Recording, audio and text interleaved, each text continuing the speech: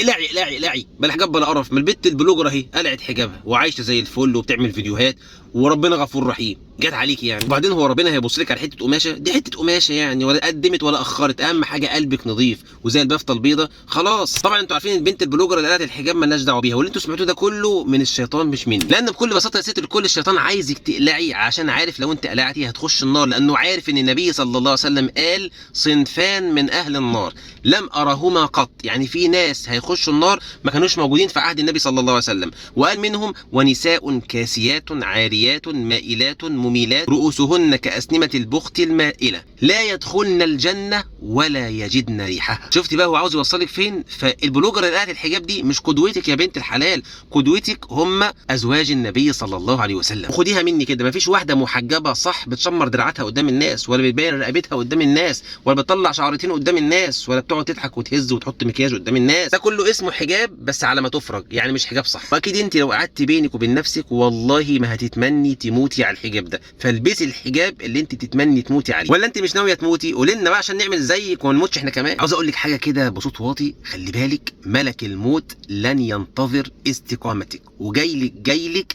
سواء كنت محجبه او مش محجبه. فخلي بالك من حسن الخاتمه وسوء الخاتمه. فاوعي ترخصي نفسك وتتنازلي عن حجابك، وطول ما انت محجبه فانت غاليه قوي قوي عند رب العالمين. يا بنتي انت لسه ما صليتيش على النبي. يا بنتي يا بنتي صلي على النبي ووصلي الكلمتين دول لغيرك عشان غيرك يعمل زيك ويتحجب صح صلى الله عليه وسلم.